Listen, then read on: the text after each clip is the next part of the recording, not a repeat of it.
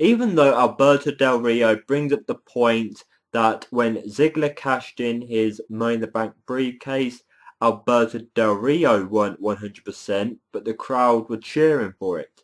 But when Del Rio faces Ziggler in a match and Ziggler's not 100%, the crowd are booing him.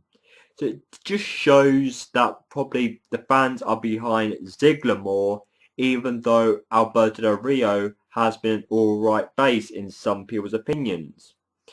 And eventually this promo of teasing Del Rio's heel turn brings out CM Punk. And at first I was wondering, you've moved from your win to Chris Jericho and now you're in a ring with Alberto Del Rio on the opposite show, the World Heavyweight Champion. But Punk's reasoning for coming out was Del Rio was saying that he's the best and there is only one best in the world, CM Punk. And this goes down with Vicky eventually coming out because they start demanding a match and proving who is the best. And Vicky books the match, so that's really the opener for you. Following Sheamus' win at Payback Kickoff against Sandal, he went on to Raw only to lose to Team Rhodes Scholars in a handicap match. As we all know, Sheamus loves a good bro kick, but it was his bro kick that was his downfall tonight. As he was about to bro kick Cody Rhodes probably for the win, Sandal rolls him up for the 1, 2, 3. Will this win over Sheamus lead to something, Sandal? I'm not going to hold my breath. And as Sandal leaves the ring celebrating, Cody Rhodes must have dialed the wrong number early in the night. He must have dialed 1-800-BELLA because he gets bro-kicked. There we go, Cody. Sandal could go somewhere while you're hovering behind. Wah, wah, wah. This next match was brought to you by the WWE app. And what we'd like you to do is vote for what kind of match Randy Orton and Daniel Bryan should be in. Should it be a no DQ match, no count out match, or 2 out of 3 falls? Please vote now. Dun, dun, dun, dun, dun. And you vote for a no DQ match. And even though that this match became a no DQ match, WWE app, it was only Orton that actually brought a weapon in to make it feel like a no DQ match. But because of Daniel Bryan's injury, I guess that's why the match was cut short and they weren't able to fulfill the match to a no DQ match a little bit more. But if Daniel Bryan's injured, why on SmackDown is he got a match against Dean Ambrose? Shouldn't the match not happen if he's injured? Or if he is going to wrestle Orton to actually complete this match? But my thoughts is, if he's well enough to fight Dean Ambrose on SmackDown, I think this is just a way to keep Orton and Daniel Bryan separate until Money in the Bank, where this match will take place. The next segment I'd like to call Crazy Eyes vs McMahon, Power Over Champion.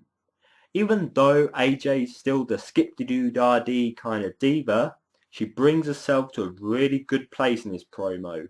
She says if there's any diva backstage that can come toe-to-toe with me or at my level, come out now. And this brings out Stephanie McMahon. And this is where the promo gets really heated. She first compliments AJ for becoming the Divas champion, but says you downgraded women and you downgraded Caitlyn by the way you act and the way you are. Start acting like a champion. And then AJ quite cleverly fights back against the boss here. And she says, you're right. I shouldn't date the wrestlers I'm with. I should marry them. Ooh, because you know, Stephanie's had a bit of reputation with getting involved with men and going to the altar, well, testing Triple H. And this was really good work from AJ, you know. I'm really hoping that they continue a Stephanie AJ kind of feud, because you have the males going against the boss. Why not have a female going against the boss? And plus, with the amount of divas that are left, all the big named divas, there's no one really for AJ to go up against as a threat, as a competition, apart from the boss until they can find other divas to come into the WWE. So for that, I give the WWE credit and hopefully they do more with. But out comes Caitlyn and they just ended up brawling on each other before Langston takes AJ backstage with AJ screaming her head off. So with this, it looks like they're teasing the continuation of the feud, and fingers crossed a more continuation between AJ and Stephanie McMahon. Good segment, WWE, good segment. Following Triple H telling Vicky Guerrero to make an example of The Shield ended up interfering in Kane's rematch against Dean Ambrose and giving him a powerbomb.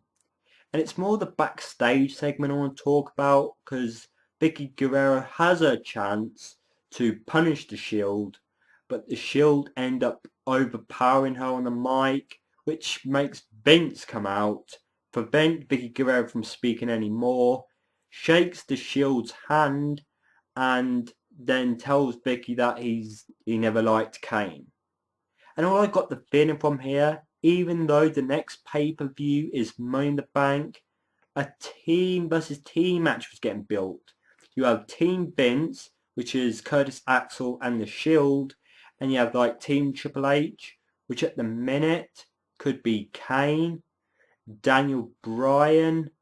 I'm not really sure who's on Triple H's side at the minute, but that's just the feeling I got from this backstage segment and following on from last week.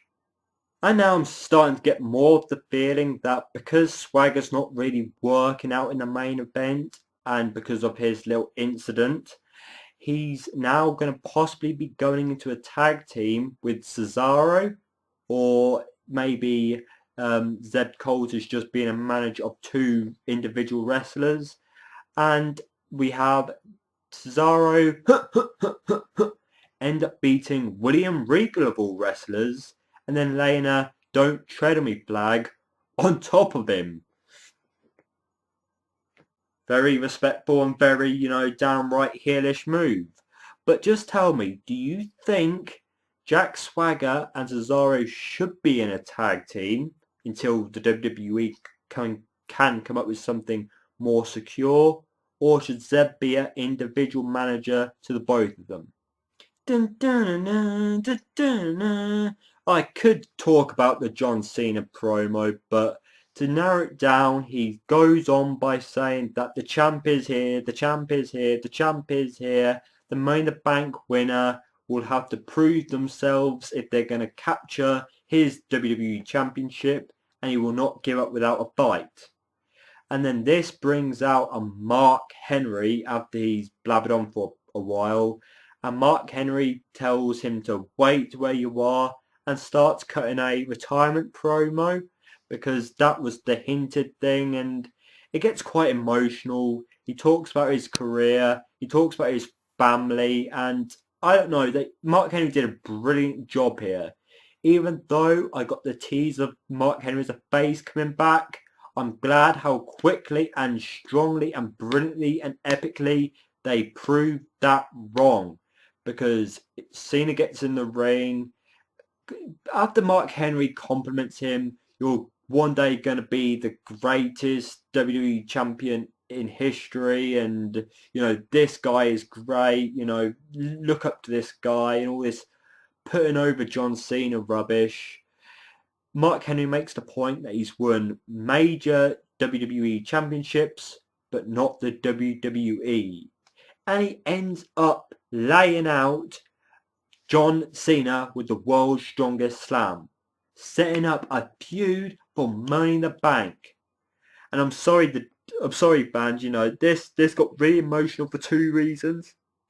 His retirement speech was beautiful, and the WWE have found another way to put John Cena over. It's just what he needs. John Cena needs this.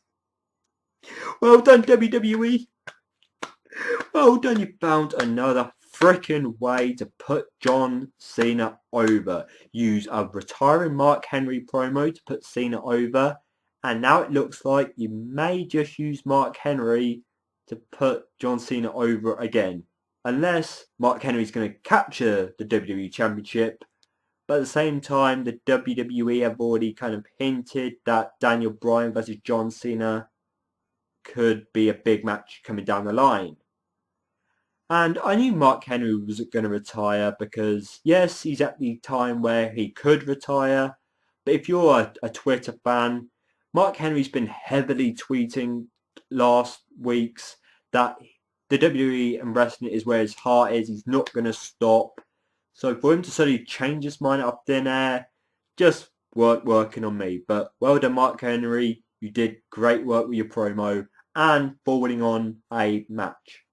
Following Chris Jericho's awesome match against CM Punk, I was just thinking, where can Chris Jericho go from here? And then the WWE gave it to us. The feud, the match that is going to blow our minds. Chris Jericho one-on-one with Heath Slater, which Chris Jericho obviously wins, and then takes out the other members of 3MB. Curtis Axel defeats Sin Cara with The Miz on commentary. Do I see a Miz and Curtis Axel feud? Oh, by the way, you know the whole Triple H, the McMahons, Vicky Guerrero segments we've been getting throughout the night? Yeah, it was just a way to add something more to the McMahons and Triple H storyline. And following Payback, CM Punk really does not want to be seen as Heyman's client. He wants to be seen as a friend, a best friend. So for the main event, CM Punk told Heyman to not be at ringside in any more of his matches. Could this be the tease of a Paul Heyman and CM Punk departure breakup? Well, I think this main event confirms it might as well be, because we have Del Rio ending up walking out of the match, just going up for the 10 count, and Ziggler out of nowhere pounces on Del Rio, beats him up. So, he's looking quite good. That injury he had at Payback must have cleared in an okay state because he managed to jump and attack quite well. Welcome back, Ziggler.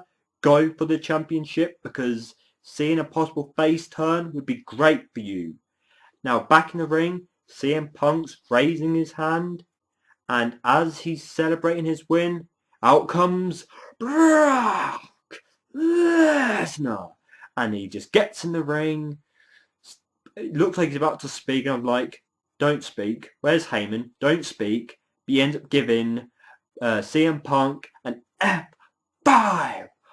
Oh my gosh. We wanted to see how the WWE were going to give us this feud eventually, and there's our answer. The whole breakup of possibly Punk and Heyman, and then for Lesnar to come in to get revenge on Punk.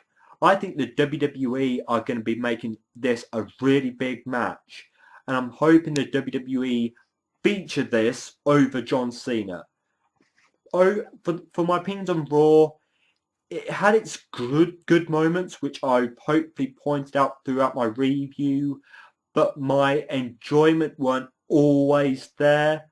But I'm just going to say that I'm looking forward to the forwarding of the main event matches, as well as possibly the Intercontinental. But anyway, people, please give me your thoughts on Monday Night Raw in the comment section below. And thank you very much for watching. Yes, I'm wearing a Rock shirt because I didn't have one that says Brock on it. But anyway, people, thank you very much and goodbye.